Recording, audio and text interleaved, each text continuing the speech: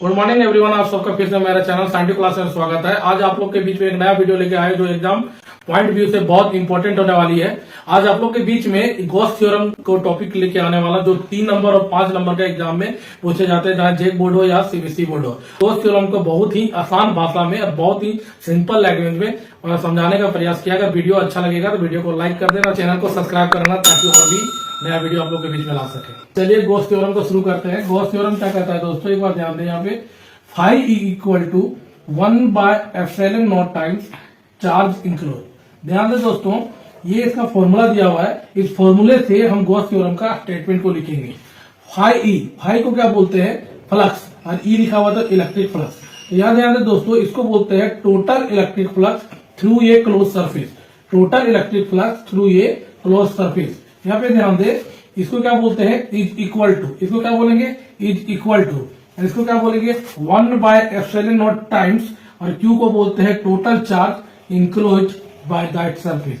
ध्यान दें, इसका स्टेटमेंट क्या होगा, total electric flux through a close surface. इसको क्या बोलेंगे, total electric flux through a close surface. इसको क्या बोलेंगे, इज इक्वल टू। इसको क्या बोलेंगे, 1/ε0 टाइम्स, इसको बोलेंगे टोटल चार्ज, यहाँ पे इंक्लोज लिखा हुआ है, इंक्लोज बाय दैट सरफेस। ये इसका स्टेटमेंट है गॉस थ्योरम का। Total electric flux through a close surface is equal to 1/ε0 times total charge enclosed by that surface. ये गॉस थ्योरम का स्टेटमेंट है। जितना यहाँ पे हम बोले हैं, इसका स्टेटमेंट को मैंने यहाँ पे लिख रखा हूं। अकॉर्डिंग टू गॉसेस लॉ, देखो यहाँ पे, according to Gauss's law the total electric flux through a close surface is equal to 1/ε0 times the total charge enclose by that surface. It means that is phi equal to 1/ε0 times total charge enclosed by that surface. अब Gauss theorem को prove करते हैं। ध्यान दें दोस्तों कि Gauss theorem के लिए जो भी सरफेस यूज होगा ना, उसको बोलते हैं गॉसियन सरफेस। गॉस थ्योरम के लिए जो भी सरफेस यूज करेंगे उसको क्या बोलेंगे, गॉसियन सरफेस। और यहाँ गॉसियन सरफेस 2 टाइप में पाया जाता है। अगर पॉइंट चार्ज है तो स्फेरिकल होगा, अगर लीनियर चार्ज है तो सिलिंड्रिकल होगा। तो ध्यान दें दोस्तों, यहाँ पे एक पॉइंट चार्ज लेते हैं जिसको बोलते हैं क्यू। ठीक है, एक पॉइंट चार्ज जो पॉजिटिव होता है क्यू लेते हैं। कहां प्लेस्ड है, ओ पॉइंट पे प्लेस्ड है। ठीक, अब ध्यान दें दोस्तों, यहां से एक पॉइंट पी लेते हैं, कितना डिस्टेंस पे, आर डिस्टेंस पे। यहां से एक पॉइंट पी लिए, कितना डिस्टेंस पे, आर डिस्टेंस पे, और कहां से, ओ से। ठीक है, जहां पे इलेक्ट्रिक फील्ड इंटेंसिटी को क्या करना है, डिटरमाइन करना। ध्यान दें, उसके बाद क्या करते हैं, एक स्फेयर को ड्रॉ करते हैं। यहां से स्फेरिकल सरफेस को ड्रॉ करते हैं जिसका रेडियस आर है, सेंटर ओ है, और पास कहां कर रहा है, पी पॉइंट से पास कर रहा है। यहां पे ध्यान दो दोस्तों, पॉजिटिव चार्ज है तो इलेक्ट्रिक फील्ड लाइंस क्या होगा, बाहर जाएगा, मतलब इलेक्ट्रिक फील्ड इंटेंसिटी बाहर चला गया। पी पॉइंट पे छोटा एरिया कट करेंगे, स्मॉल एरिया, जिसका एरिया वेक्टर कितना दिया हुआ है, ds। ध्यान दोस्तों, ये सब सारा चीज को मैंने यहां लिख चुका हूं। क्या लिखा हूं, ध्यान दें, एक इलेक्ट्रिक चार्ज है, एक पॉइंट इलेक्ट्रिक चार्ज है Q, जो पॉइंट O में प्लेस्ड है। कंसीडर ये point electric charge Q is placed at point O। Consider ये point electric charge Q placed at point O। P is a point at distance R। P is a point at distance R, कहां से, from O से। Where electric field intensity कितना दिया हुआ है, E। उसके बाद draw a spherical surface through point P, centre O, radius R। ठीक है, उसके बाद take small area ds at point P। ठीक है, और E क्या है, इलेक्ट्रिक फील्ड इंटेंसिटी है, कौन सा पॉइंट पे है, P पॉइंट पे है। P पॉइंट पे है, कहां से है, किसके कारण है, Q चार्ज के कारण है। ये सारा चीज को मैंने यहां लिख चुका हूं। कंसीडर ये point electric charge Q is placed at point O। P is a point at distance R from O at which electric field intensity E। Draw a spherical surface through point P, centre O, radius R। Take a small area ds at point P। E क्या है, electric field intensity at point P due to Q charge. अब आता है यहाँ पे, ध्यान दो दोस्तों, वी नो दैट, हम लोग जानते हैं क्या, इलेक्ट्रिक फ्लक्स बराबर हम लोग पढ़ चुके हैं E डॉट ds। ठीक है, electric flux equal to E dot ds। तो फाई इक्वल टू, जब भी डॉट हटाते हैं दोस्तों तो क्या आएगा, कॉस थीटा। ध्यान दें, जब भी डॉट हटाएंगे तो क्या आएगा, कॉस थीटा।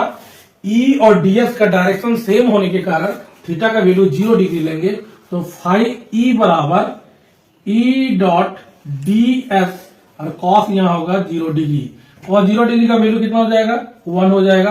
तो फाई ई बराबर ई को बाहर करेंगे तो यहाँ पर आएगा डी एस, और यहाँ पे डीएस के स्थान पे सरफेस एरिया ऑफ स्फीयर को पुट करना है। यहाँ पे ध्यान दें, जो डीएस है, डीएस का वैल्यू हो जाएगा 4 पाई आर स्क्वायर।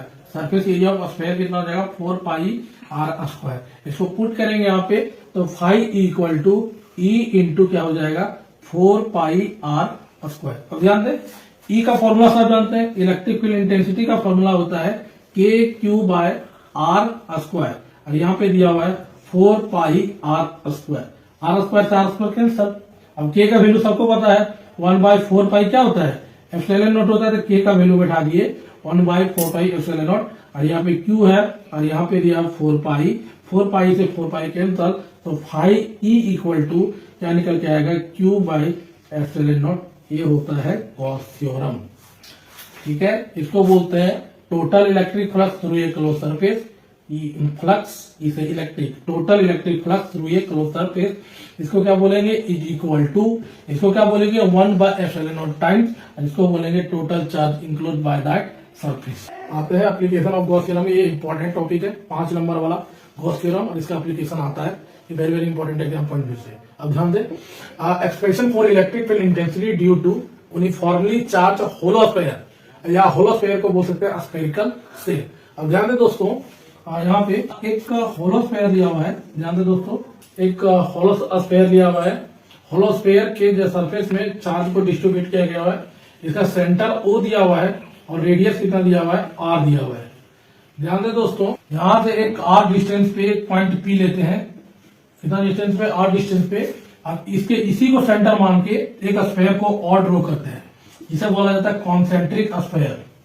ठीक है, पॉइंट पी से। अब चार्ज अगर पॉजिटिव है तो इलेक्ट्रिक फील्ड लाइन क्या होगा बाहर जाएगा, तो इलेक्ट्रिक फील्ड इंटेंसिटी बाहर हो गया। इसमें स्मॉल एरिया काटेंगे पी पॉइंट के पास डीएस, जिसे एरिया वेक्टर डीएस दिया हुआ है। रिपीट कर रहे हैं, एक होलो चार्ज स्फीयर है जिसमें टोटल इलेक्ट्रिक चार्ज कितना है plus Q, centre O, radius कितना दिया हुआ है कैपिटल आर, उसके बाद पी एक पॉइंट है कितना डिस्टेंस पे आर डिस्टेंस पे, कहां से ओ से। उसके बाद एक स्मॉल एरिया डीएस काटे हैं कौन सा पॉइंट पे पी पॉइंट में, और उसके बाद इलेक्ट्रिक फील्ड इंटेंसिटी है इस चार्ज के कारण बाहर जा रहा है। ये सारे के बारे में मैंने यहां लिख चुका हूं। ध्यान दें क्या लिखा हूं कि कंसीडर ये uniformly charge hollow sphere of radius R and centre O having total electric charge plus Q. Let P is a point at distance R from centre O at which total electric field intensity is to be calculated. P point में क्या calculate करना है electric field intensity को। उसके बाद draw a concentric sphere through point P, centre O, radius R, take a small area ds at point P. ध्यान दें दोस्तों, ये पॉइंट पी ये तेरा मेन स्फीयर है और ये वाला ड्रॉ वाला स्फीयर है। ये पॉइंट पी मेन स्फीयर से क्या है बाहर है ना, यही लिखा हुआ है केस 1 में, if point P is outside the hollow sphere, point P hollow sphere से बाहर में है, ये हम लोग का मेन स्फीयर है और इसको क्या गया है ड्रॉ, इसे concentric sphere, point P sphere से बाहर है। अब ध्यान दें दोस्तों, हम लोग जानते हैं कि we know that electric flux बराबर ई डॉट क्या होता है डीएस होता है। इलेक्ट्रिक फ्लक्स बराबर क्या होता है ई डॉट डीएस। डॉट को हटाएंगे तो क्या निकल के आएगा, डॉट को हटाएंगे तो कॉस थीटा, तो ई डीएस क्या हो जाएगा कॉस थीटा। ई और डीएस का डायरेक्शन सेम होने के कारण थीटा का वैल्यू कितना होगा 0 डिग्री, सेम डायरेक्शन तो 0 डिग्री, तो फाई ई बराबर क्या हो जाएगा ई डीएस कॉस 0 डिग्री। कॉस 0 का वैल्यू कितना था 1, तो फाई ई बराबर हो जाएगा, ई को बाहर कर देंगे दोस्तों, और डीएस और कॉस 0 का वैल्यू कितना था 1। डीएस का फॉर्मूला जानते हैं कितना हो जाएगा 4 पाई आर स्क्वायर, तो इसके वजह से बैठाना होगा 4 पाई आर स्क्वायर, तो ई इंटू क्या हो जाएगा 4 pi R square, equation number 1। अब जानते हैं दोस्तों गॉस थ्योरम का ये एप्लीकेशन है, तो गॉस थ्योरम का फॉर्मूला यूज करना पड़ेगा। तो यहाँ पे ध्यान दें, according to Gauss theorem, according to Gauss theorem क्या आता है गॉस थ्योरम का फॉर्मूला दोस्तों, कि इलेक्ट्रिक फ्लक्स जो होता है टोटल चार्ज इंक्लोज का डिवाइडेड करना पड़ता है एप्सिलॉन नॉट का। अब ध्यान दें दोस्तों, यहाँ पे फाइव ई इक्वेशन 1 है, यहाँ पे इक्वेशन 2 है। फ्रॉम 1 एंड 2 लेते हैं, फ्रॉम इक्वेशन 1 एंड 2 लेते हैं तो ध्यान दें फाइव ई यहां पर भी है, फाइव यहां पर भी है, तो क्या हो जाएगा E into 4 pi R square equal to Q by क्या हो जाएगा एप्सिलॉन नॉट। इसको नीचे लेके आएंगे दोस्तों तो ई बराबर क्या हो जाएगा क्यू बाय क्या हो जाएगा 4 पाई एप्सिलॉन नॉट, यहाँ पे बचा हुआ आर स्क्वायर। तो ई बराबर क्या आएगा, ई बराबर क्या दिया हुआ है क्यू है तो क्यू हो गया 1/4 पाई एप्सिलॉन नॉट को क्या बोलते हैं के बोलते हैं, 1/4 पाई एप्सिलॉन नॉट। इसके बदले क्या बैठाना पड़ेगा के बैठाना पड़ेगा, तो के बैठा दिया, नीचे आर स्क्वायर है तो ई बराबर क्या निकल के आएगा के क्यू बाय आर स्क्वायर। ये आउटसाइड द होलो स्फीयर है। अब केस 2 में आता है, केस 2 क्या बोल रहा है, point P is on the surface, पहले आउट द सरफेस फिर ऑन द सरफेस। अब ध्यान दे ऑन द सरफेस के लिए जो ड्रॉ बनेगा, फिगर बनेगा, ये देखिए होलो स्फीयर है, इसमें टोटल इलेक्ट्रिक चार्ज को डिस्ट्रीब्यूट किया गया हुआ है, प्लस को यहाँ पे चार्ज को डिस्ट्रीब्यूट किया है, जिसका रेडियस कितना दिया हुआ था आर दिया हुआ था, यहाँ पे सेंटर कितना था ओ था, इसका पी पॉइंट का डिस्टेंस कितना था, यहाँ पे पी पॉइंट है आर डिस्टेंस पे था। इलेक्ट्रिक फील्ड इंटेंसिटी क्या होगा बाहर जाएगा, यहाँ पे ध्यान दे स्मॉल एरिया काटे थे जिसका एरिया वेक्टर क्या था डीएस था। अब ध्यान दे फ्रॉम इक्वेशन 3 से क्या होगा, यहाँ पे ध्यान दे आर और आर क्या होगा दोनों बराबर हो जाएगा, कैपिटल आर और स्मॉल आर क्या बराबर हो जाएगा। तो फ्रॉम इक्वेशन 3 से लेते हैं, इक्वेशन 3 क्या कह रहा है, यहाँ पे ध्यान दे इक्वेशन 3 कह रहा है ई बराबर के क्यू बाय क्या होता है आर स्क्वायर, तो ई बराबर के क्यू बाय छोटा आर के स्थान पे क्या बैठा देते हैं बड़ा आर, तो यहाँ क्या हो जाएगा बड़ा आर बैठाएंगे तो ई बराबर के क्यू बाय क्या आ जाएगा R square. E on the surface of sphere का ये इक्वेशन आया हुआ है, ई बराबर K Q by capital R का स्क्वायर। अब आते हैं केस नंबर 3 में। केस नंबर 3 कह रहा है if point P is inside the hollow sphere, point P को होलो स्फीयर का इनसाइड करना है। ये मेरा मेन स्फीयर दिया हुआ है, इसमें कॉन्सेंट्रिक स्फीयर छोटा ड्रॉ किए हुए हैं। अब देखो पॉइंट पी क्या हो रहा है मेन स्फीयर के अंदर है, तो यहाँ पे पॉइंट पी है तो अंदर इनसाइड द होलो स्फीयर। तो इसका वापस देखें, यहाँ पे ध्यान दे कैपिटल आर क्या होगा बड़ा हो जाएगा किससे स्मॉल आर से। ध्यान दे फाइव ई बराबर क्या पढ़ते हैं इलेक्ट्रिक फास्ट हो रहा है E dot D S, dot को हटाते तो क्या आता है कॉस थीटा, थीटा हटाएंगे तो 0 डिग्री क्योंकि ई और डी एस का डायरेक्शन क्या सेम है। अब ई डी एस है, डी एस के बदले क्या बैठाना पड़ेगा 4 पाई आर स्क्वायर, तो phi equal to E into 4 pi R square equation number 1। अब आता है इक्वेशन नंबर 2 में, ये एप्लीकेशन किसका है, एप्लीकेशन है अकॉर्डिंग टू गॉसेस थ्योरम का। गॉसेस थ्योरम का फॉर्मूला क्या होता है फाइव ई बराबर क्यू बाय एप्सिलॉन।